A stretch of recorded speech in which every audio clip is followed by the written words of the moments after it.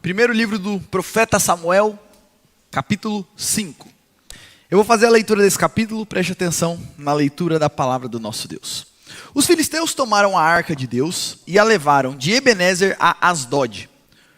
Os filisteus tomaram a arca de Deus e a colocaram no templo de Dagon, ao lado da imagem de Dagon. Dagon era um dos deuses filisteus, então pegaram a arca e colocaram lá no templo do lado da imagem de Dagon. Quando os moradores de Asdod se levantaram de madrugada no dia seguinte, eis que Dagon estava caído com o rosto em terra diante da arca do Senhor. Eles pegaram a imagem de Dagon e a puseram de volta no seu lugar. Levantando-se de madrugada no dia seguinte, pela manhã, eis que Dagon estava caído de bruços diante da arca do Senhor. A cabeça de Dagon e as duas mãos estavam cortadas e se encontravam na soleira da porta. Apenas o tronco dele estava inteiro. Por isso, os sacerdotes de Dagon e todos os que entram no seu templo em Asdod não pisam na soleira da porta até o dia de hoje. Porém, a mão do Senhor castigou duramente os moradores de Asdod, e os assolou, e os feriu com tumores, tanto em Asdod como nos seus arredores. Quando os homens de Asdod viram o que estava acontecendo, disseram: a arca do Deus de Israel não deve ficar entre nós, pois a sua mão é dura sobre nós e sobre Dagon, nosso Deus. Então enviaram mensageiros e reuniram todos os governantes dos filisteus e perguntaram: que faremos com a arca do Deus de Israel? Eles responderam: que a arca do Deus de Israel seja levada até Gate, e depois de cidade em cidade. E a levaram até Gate. Depois que a levaram, a mão do Senhor foi contra aquela cidade, causando grande terror. Pois feriu os homens daquela cidade, desde o pequeno até o grande, e lhe nasceram tumores.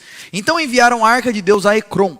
Mas quando a arca chegou lá, os ecronitas exclamaram: trouxeram a arca do Deus de Israel até aqui para matar a nós e ao nosso povo? Então enviaram mensageiros e reuniram todos os governantes dos filisteus e disseram: devolvam a arca do Deus de Israel, que ela volte ao seu lugar, para que não mate nem a nós nem ao nosso povo. Porque havia terror de morte em toda a cidade, e a mão de Deus castigou duramente ali. Os homens que não morriam eram atingidos com os tumores, e o clamor da cidade subiu até o céu. Até aqui, a leitura da palavra de Deus. A gente tem estudado o livro de Samuel, desde o capítulo 1, e agora então a gente chegou nessa fase aí da história, onde a arca está lá no meio dos filisteus, e Deus está trabalhando lá naquele meio também, e a gente vai ver qual é a lição disso para nós hoje. Mas antes da gente entrar no texto, eu quero começar pedindo que você imagine uma cena comigo.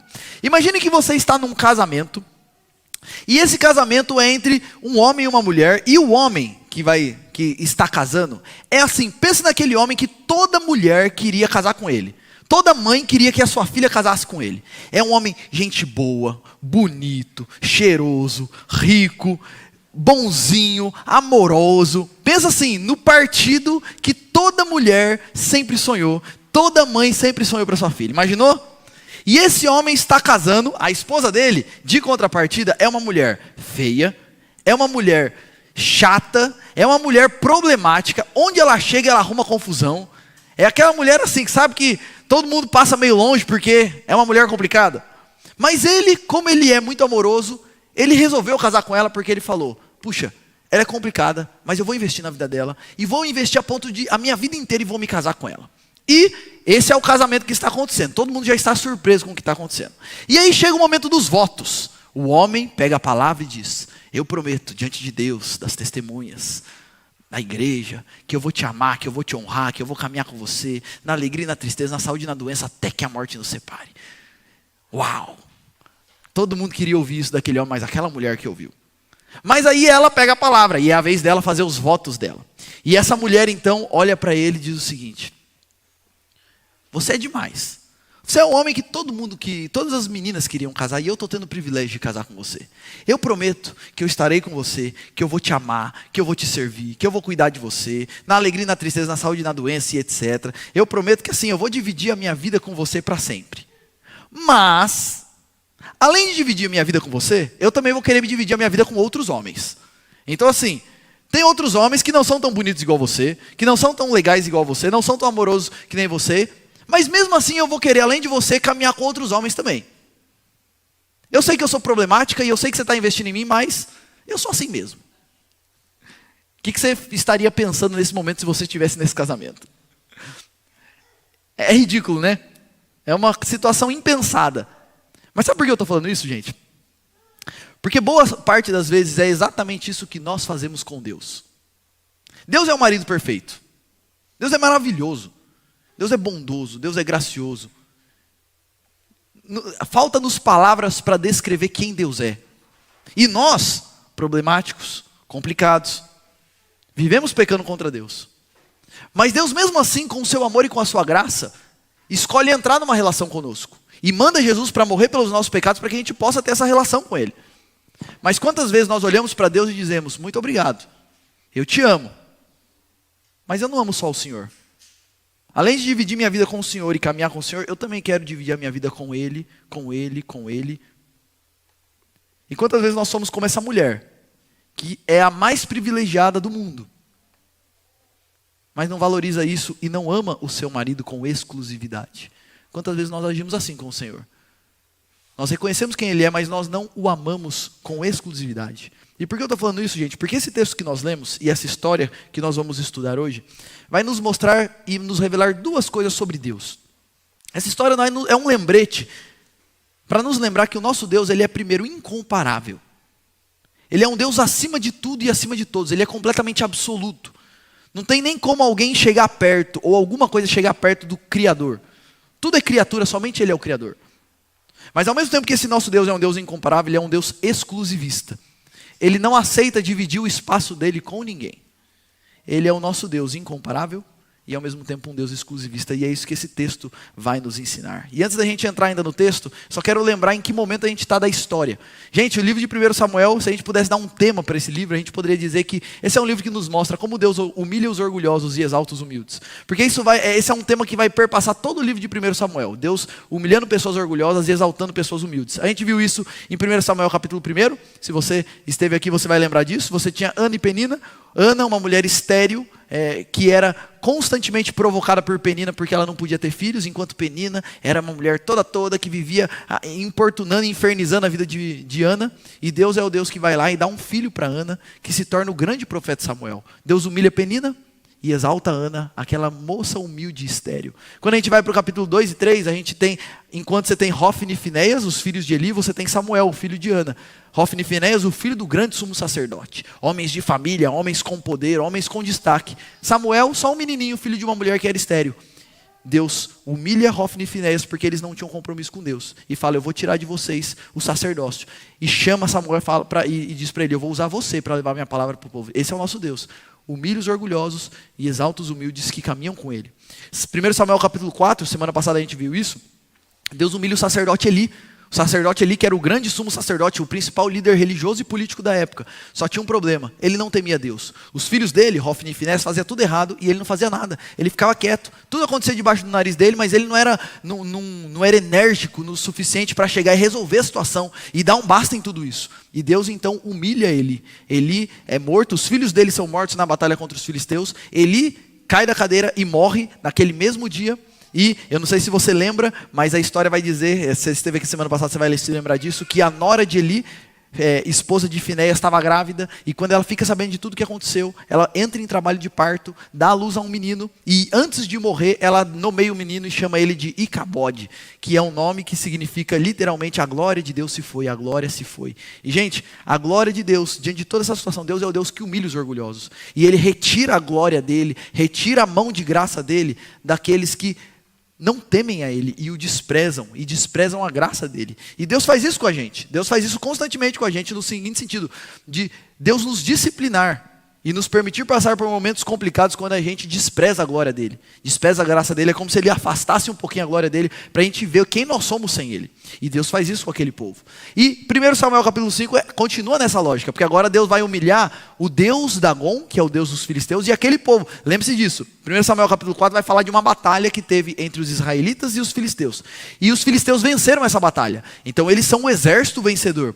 Capítulo 5 vai mostrar o seguinte, embora eles tenham vencido a batalha, eles continuam sendo nada diante do Senhor. Porque Deus é o Deus que humilha os orgulhosos, e agora Ele vai humilhar tanto o Deus dos filisteus, quanto o povo filisteu de maneira geral. Porque o nosso Deus, gente, Ele é um Deus incomparável e um Deus exclusivista. É isso que a gente vai ver aqui.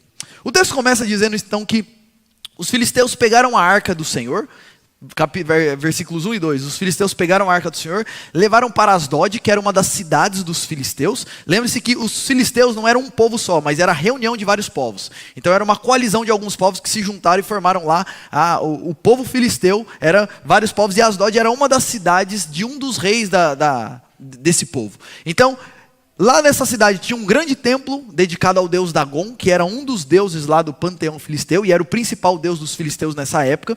E tinha lá dentro do templo de Dagon uma estátua grande do deus Dagon.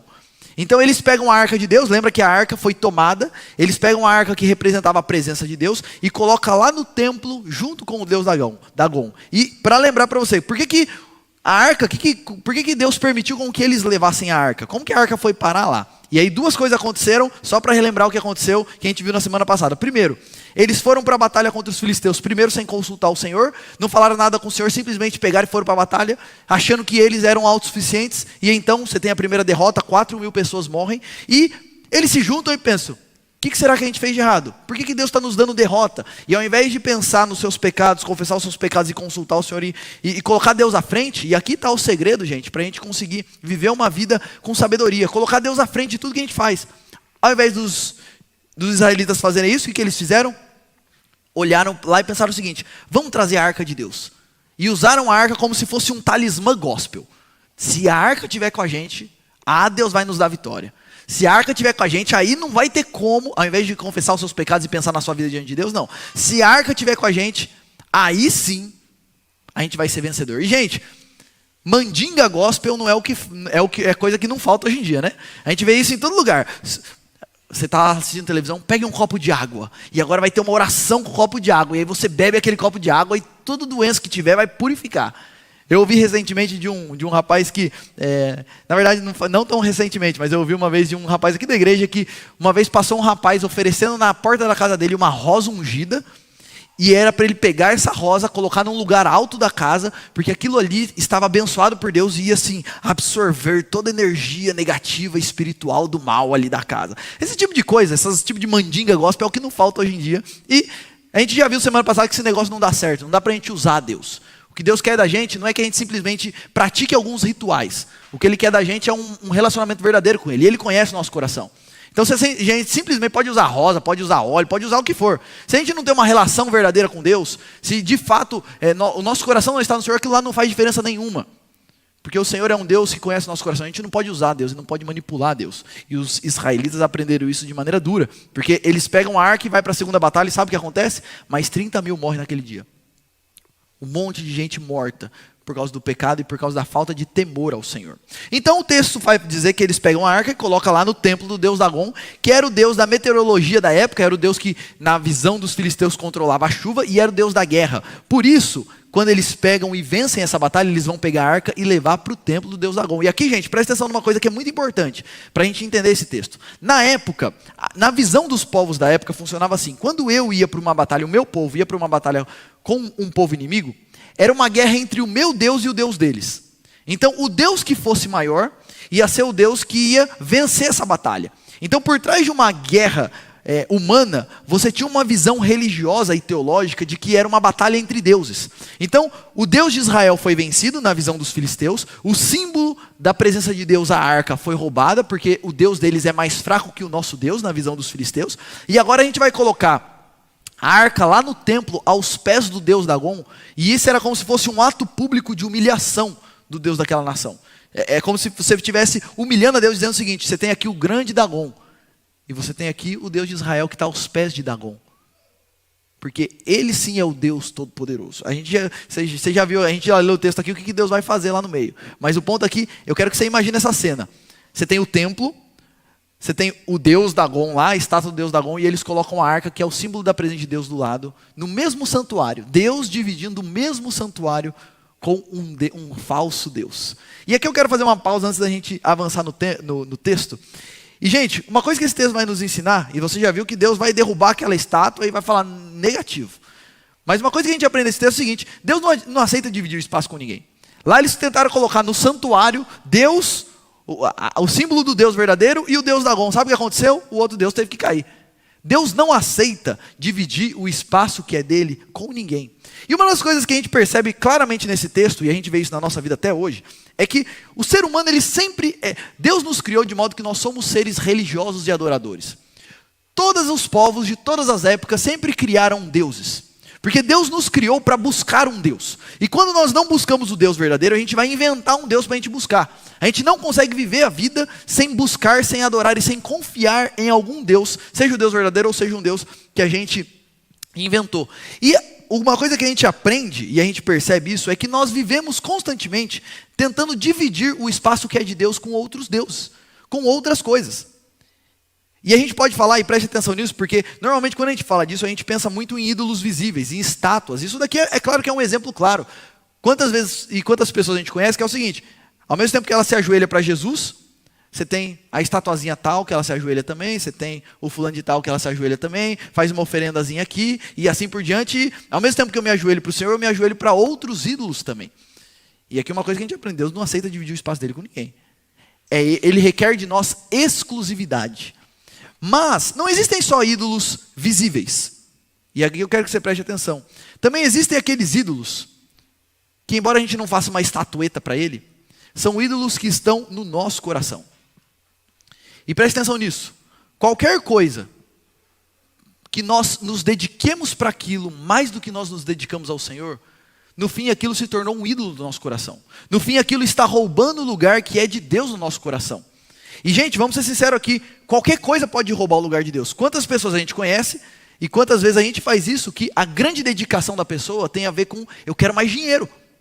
E o dinheiro pode ser um grande Deus na nossa vida, onde a toda a devoção que a gente deveria dar a Deus, a gente dá o dinheiro. Pensa numa coisa, a Bíblia vai nos mostrar que Deus é o nosso refúgio. Ou seja, tudo que eu preciso para viver uma vida bem e com segurança, eu encontro no Senhor. Quantas pessoas você conhece que o refúgio delas é o dinheiro?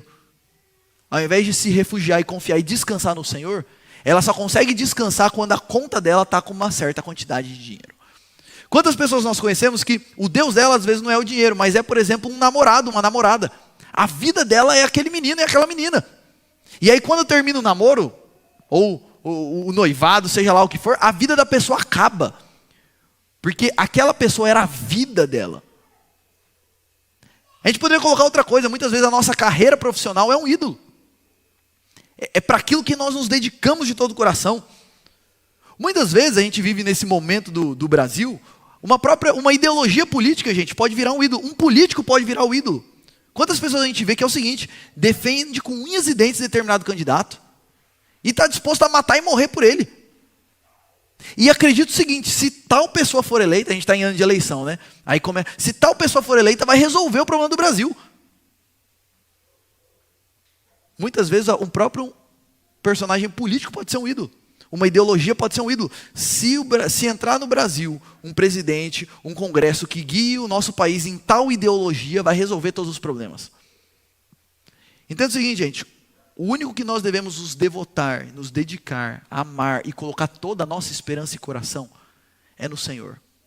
Qualquer outra coisa que roube esse lugar, que ameace esse lugar, deve cair. A gente leu aqui na liturgia agora há pouco: Deus nos chama a amar a Ele e somente a Ele, com todo o nosso coração, com toda a nossa alma e com todo o nosso entendimento. Quero fazer algumas perguntas para você identificar quais são os ídolos do seu coração, porque a verdade é o seguinte: todos nós temos algumas coisas.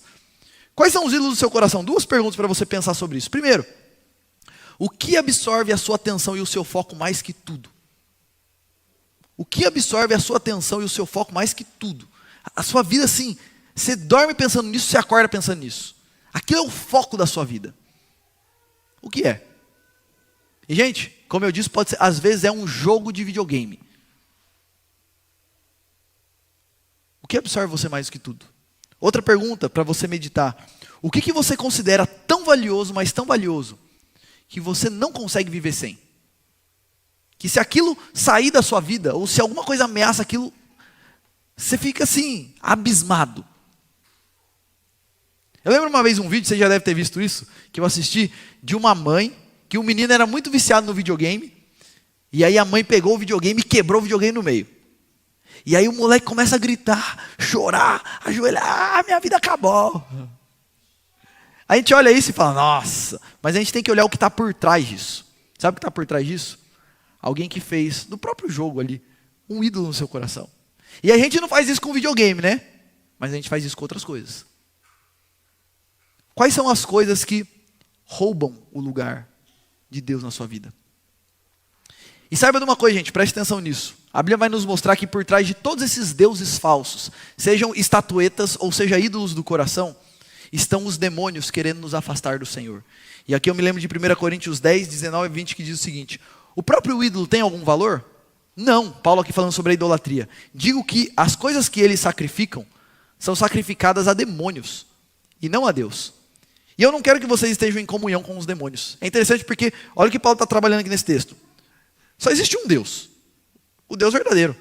O resto é tudo coisas que o diabo usa para afastar as pessoas do Senhor.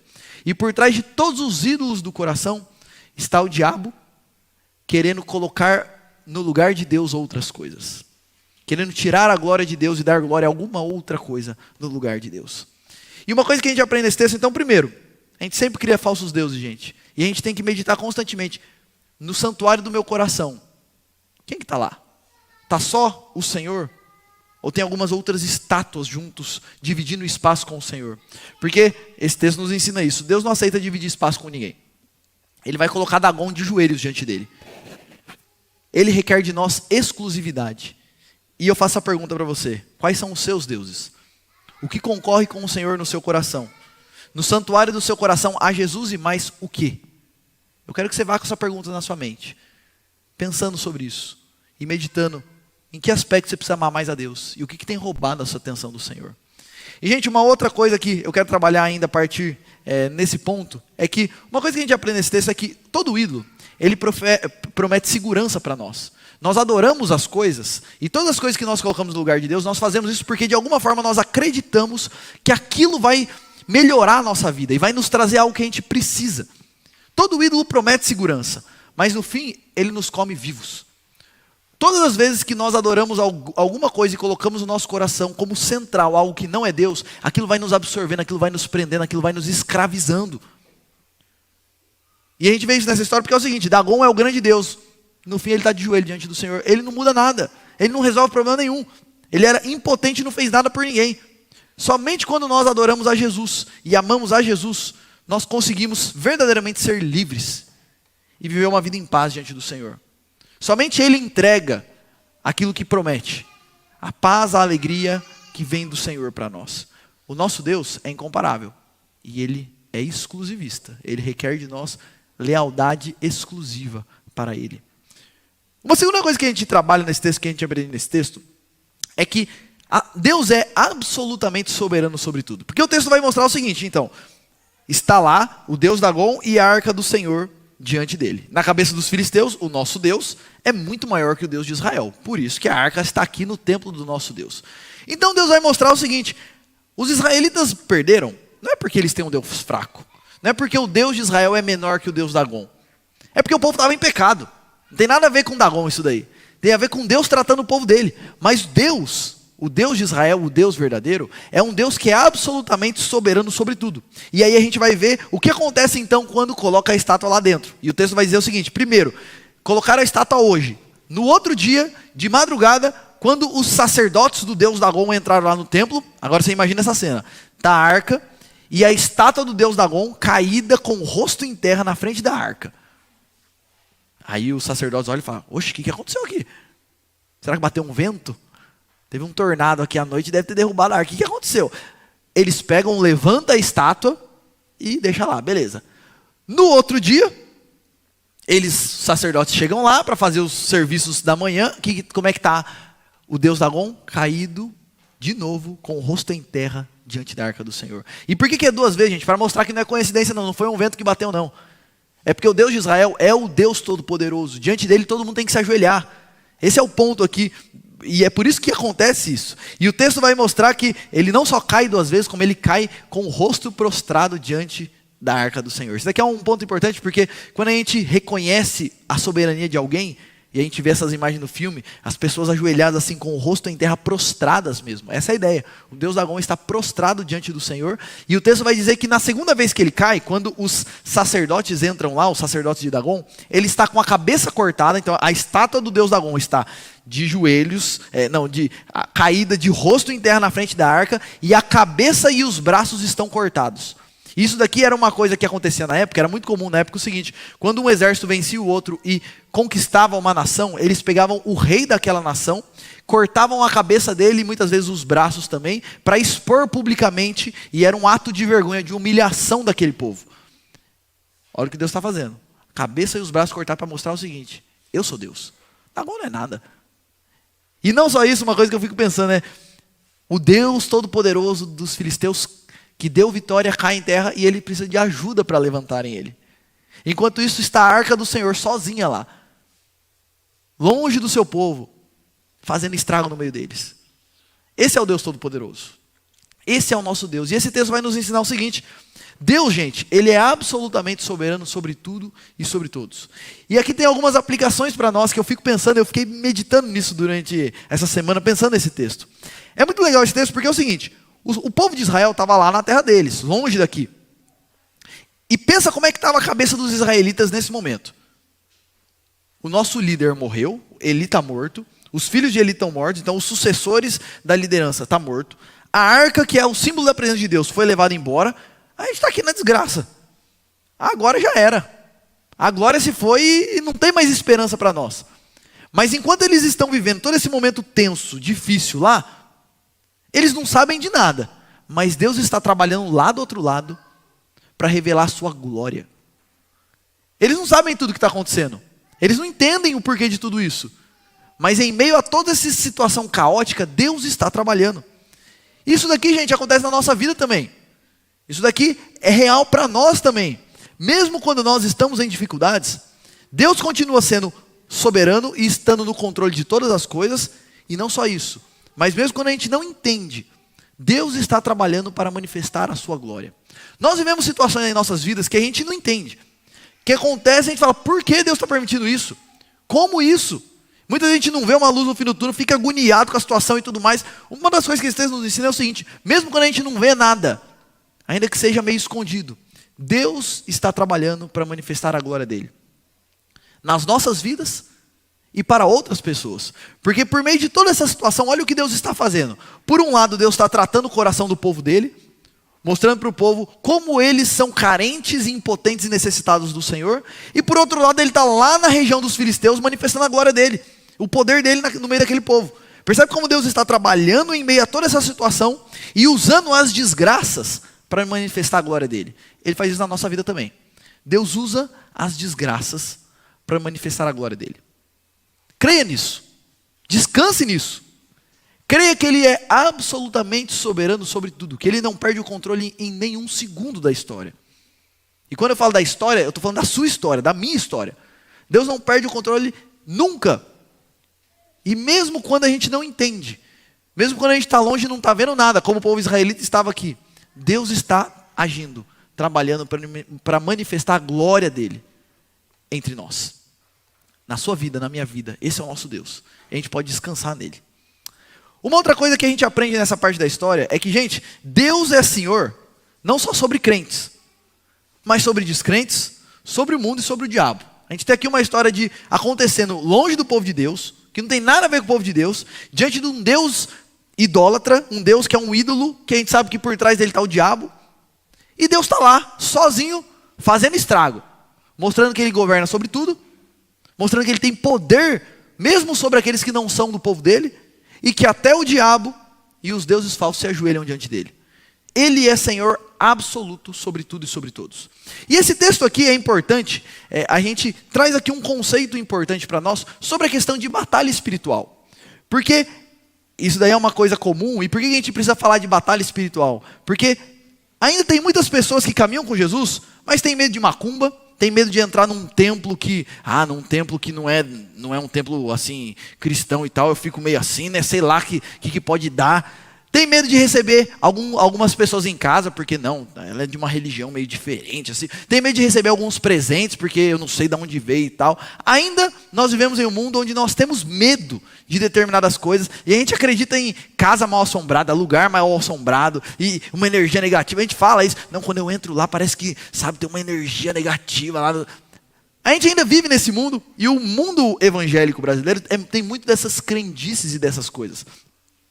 E aí, o movimento da batalha espiritual foi um movimento iniciado na década de 60, que nos orienta sobre como que a gente pode vencer os demônios, como pode lutar com os demônios e ter vitória sobre tudo, e assim por diante. E uma coisa importante para dizer é que esse movimento, se você lê os livros e tudo mais dele, você vai ver o seguinte, não tem nenhuma base bíblica. Tudo que eles falam e tudo que eles ensinam é com base nas experiências que A ou B tiveram, nas suas experiências e não na palavra. E eu quero colocar aqui rapidinho alguns erros desse movimento, trazendo assim, e enquanto eu falo dos erros, eu vou mostrar qual é a visão que a gente tem sobre batalha espiritual. Que a Bíblia nos ensina e que esse texto nos ensina sobre batalha espiritual. Quais são os principais erros? Primeiro, essa ideia de crença em espíritos territoriais. Isso daqui é muito comum, ó.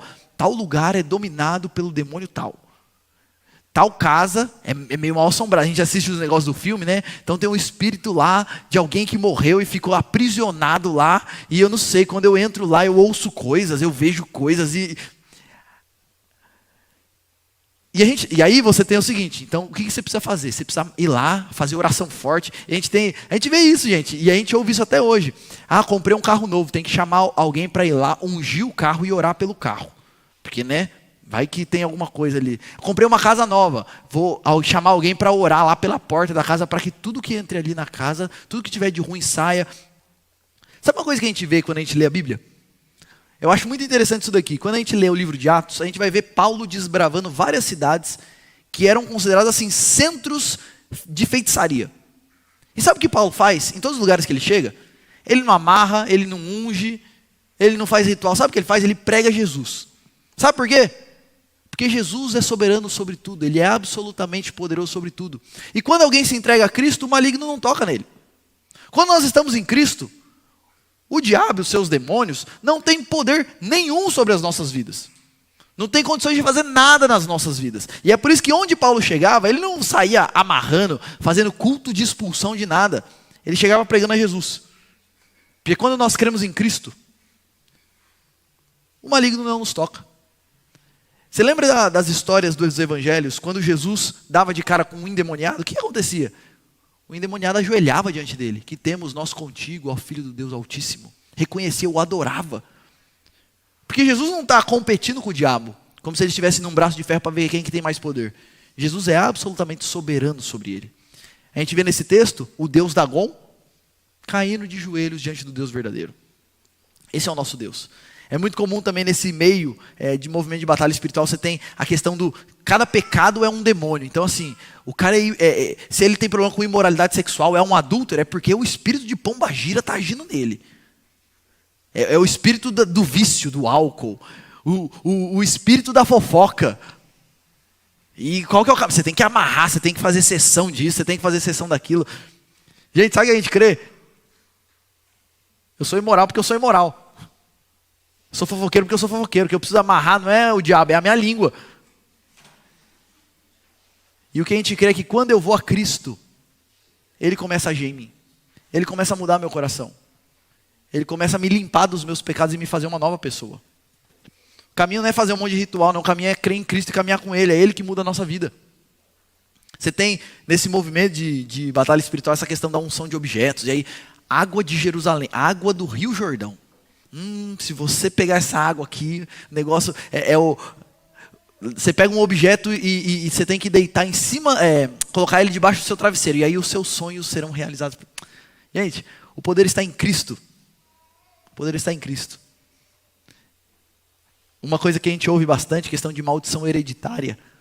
E isso daqui eu já ouvi, gente. Tem pessoas que, mesmo na igreja, pensam nisso. Eu já ouvi isso. Olha, pastor, a minha avó tinha esse problema.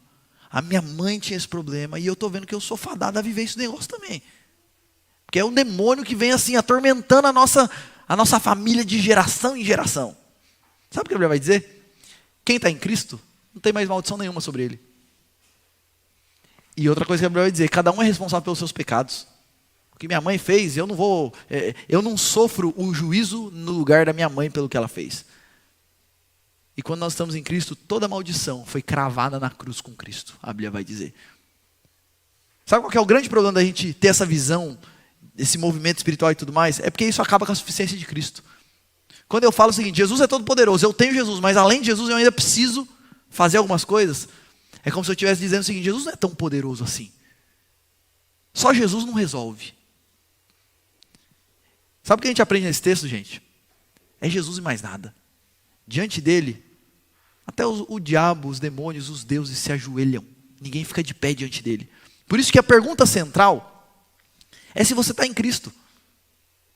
Você quer não ter medo de nada disso? Você quer poder entrar em qualquer lugar sabendo o seguinte, olha, eu não preciso ter medo de nada, porque eu estou no Senhor. Caminhe com Jesus. Ele é todo poderoso sobre o diabo e os seus anjos. Eles existem, eles estão aí trabalhando, eles querem nos derrubar, mas quem está em Cristo está em paz. Porque maior é o que está em nós do que o que está no mundo. Se você está em Cristo, não precisa ter medo de nada, gente. Não precisa ficar encucado com nada. Ah, mas será que essa comida, será que esse presente, será que esse lugar, será que não sei o quê? Você está com Cristo. Ele é maior que qualquer outra coisa. Fique em paz. Não tema. E caminhe com Ele, continue se fortalecendo em Jesus. Agora, se você não está em Cristo, aí eu quero dizer uma coisa, não adianta amarrar, não adianta ungir, não adianta participar de campanha, de propósito e tudo mais. Sem Jesus a gente é presa fácil. O segredo está em Cristo. Ele é o Senhor absoluto. A gente cantou aqui, Colossenses capítulo 1, Ele é Senhor sobre a criação, nele foram criadas todas as coisas, tronos, soberanias, poderes, autoridades, Ele é antes de tudo, Ele governa tudo com a sua autoridade. Esse é o nosso Jesus. E esse texto nos ensina isso, a autoridade de Cristo, do nosso Deus sobre tudo e sobre todos. Ele é o nosso Deus que é incomparável. Ele é um Deus exclusivista. E por fim, gente, fechando aqui o nosso texto, esse texto também vai nos ensinar que Deus não é só incomparável e exclusivista, mas Ele é o Deus que castiga pecadores. Porque o texto vai dizer que veio esse castigo sobre a estátua cai, corta a cabeça, os braços e etc. E depois disso, uma grande praga começou a se espalhar pelo povo filisteu. E o texto vai dizer, se você seguir aí os versículos, no verso 6 vai dizer que começaram a surgir tumores nos habitantes de Asdod. Agora você imagina isso. Veio a arca, tá. O Deus cai 2 vezes lá diante da arca, aí todo mundo já fica meio ressabiado assim. O que está acontecendo? De repente, em toda a população começam a surgir tumores. A gente não sabe direito o que era isso exatamente, mas a ideia é que parece que começou a surgir inchaços nas pessoas, começaram a estourar feridas, bolas, imagina uma cena horrível, uma coisa horrível. Isso começou a acontecer em todos os habitantes da cidade de Asdod. Todo mundo ficou agoniado, desesperado, fizeram uma reunião lá com os líderes e falaram o seguinte, vamos arrancar a arca daqui, essa arca aí que é o problema. Ela que está trazendo aqui maldição sobre nós. Manda ela para a próxima cidade. Lembra que eram vários povos que se juntaram? Então, de Asdod, ele falou, vamos mandar lá para Gate. A gente já sofreu aqui a nossa parte, deixa ele sofrer um pouco agora. A cidade chega em Gate e o texto vai dizer que aconteceu a mesma coisa, começaram a surgir tumores em todos os habitantes de Gate. E ele acrescenta um detalhe aqui, que desde o menorzinho até o maior, desde a criança, imagina um bebezinho, até os idosos, começaram a surgir tumores naquele povo. O povo fica agoniado, desesperado e fala, arranca a arca daqui, manda para a próxima cidade. Mandaram a arca para a cidade de Ecrom, e quando os habitantes de Ecrom vê a arca chegando, todo mundo fica apavorado, aterrorizado, e começam a clamar, não, sai desse negócio daqui. O texto vai dizer o seguinte, porque havia terror de morte em toda a cidade, e a mão de Deus castigou duramente ali. Os homens que não morriam eram atingidos com tumores, e o clamor da cidade subiu até o céu. Uma cena apocalíptica assim, terrível. E aí o texto vai dizer então que junta todos os líderes, todos os reis filisteus se juntam, e eles falam, e aí gente, o que a gente vai fazer? E aí eles tomam uma decisão, porque a gente vai ver isso mais no próximo domingo, à medida que a gente avança aqui, mas eles então resolvem o seguinte, não tem jeito, vamos ter que devolver essa arca aqui. Esse negócio não vai dar certo a gente ficar com essa arca aqui não, porque onde ela chega, ela está fazendo estrago. Então vamos devolver, a gente mexeu com o Deus errado, essa é a ideia. Vamos devolver ela lá para a terra dele, vamos ficar quietinho aqui, a gente com o nosso Deus. E gente, o que é uma coisa que a gente aprende aqui? Você percebe o seguinte, Deus, Ele é o Deus que começa a castigar os pecadores e os filisteus. Então, por um lado, você tem Deus disciplinando o seu povo, lá de Israel, e o povo estava sofrendo tudo isso, e por outro lado, você tem Deus derramando juízo e punição sobre aquele povo filisteu pecador. E aí, falando primeiro dessa questão da disciplina, uma coisa que a gente vê aqui, e é muito legal da gente pensar, é que mesmo quando o povo de Deus é disciplinado e sofre consequências por isso, Deus continua trabalhando. O povo estava sofrendo, e sofrendo por causa dos seus pecados. Mas mesmo quando, e a gente passa por isso também, a gente faz coisa errada e sofre por causa disso. Mas mesmo quando a gente sofre por causa dos nossos pecados, Deus continua trabalhando. Aqueles que são do Senhor, Deus está agindo na vida deles, mesmo quando eles estão sofrendo por causa dos seus pecados. Então, de um lado, você tem Deus disciplinando o seu povo, mas trabalhando em meio a tudo isso. E de um outro lado, e a gente vê isso nesse texto, é que, gente, Deus não odeia só o pecado. Deus também odeia o pecador e pune o pecador. Uma das máximas do nosso tempo, a gente ouve isso bastante, é que, olha, Deus ele odeia o pecado, mas ama o pecador. Mas o que a Bíblia vai nos mostrar é o seguinte: Deus não odeia só o pecado, ele odeia o pecador. Afinal, o pecador é quem peca. O pecado não existe sozinho. O pecado ele é praticado por alguém. E a gente vê nesse texto o seguinte: a gente às vezes olha um texto como esse e pensa assim, nossa, mas coitado do povo filisteu. Gente, o povo filisteu era um povo mau. Era um povo assim, que desprezava a Deus, era um povo maligno, perverso. E aqui o ponto, e Deus fala isso, que ele ia derramar juízo sobre essas nações. Então, não olhe para esse texto como, nossa, mas coitadinho desse povo. Não, Deus é santo e justo, e todo pecador precisa ser punido. E Deus aqui então está derramando punição sobre esses pecadores. E alguns textos que nos mostram isso, ó. Provérbios 3:32, porque o Senhor detesta o perverso, mas aos retos trata com intimidade. Ele não odeia só o pecado, não, ele odeia o perverso também. Ele detesta o perverso. Provérbios 11:20. O Senhor detesta os perversos de coração, mas os que andam com integridade são o seu prazer. Hebreus 10:31. Horrível coisa é cair nas mãos do Deus vivo. A gente aprende nesse texto que Deus é santo e justo.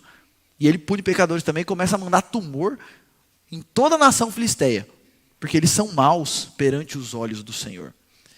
E uma última coisa que eu quero trabalhar ainda nesse texto, fechando aqui e concluindo, gente, é que uma coisa que a gente pode afirmar a partir de tudo isso, é que Jesus é a nossa única esperança. Porque é o seguinte, quando a gente olha para um texto como esse, qual que é a nossa tendência?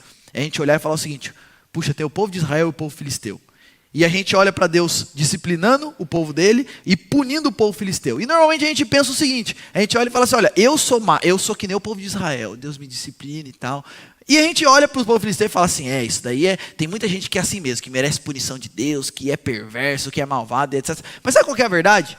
Nessa história, a gente não é do povo de Israel, a gente é do povo filisteu. Alguém aqui é descendente de judeu? Alguém aqui foi circuncidado ao 8º dia como um judeu? A verdade é que nós somos do povo estranho, do povo idólatra. Nós somos filisteus, estranhos ao povo de Deus, pecadores e merecedores de castigo. Esses somos nós. Nessa história aqui nós não somos os israelitas, nós somos esses filisteus, que Deus está pesando a mão e derramando tumor sobre todo mundo, que constantemente levanta falsos deuses para concorrer com o Senhor. Esses somos nós.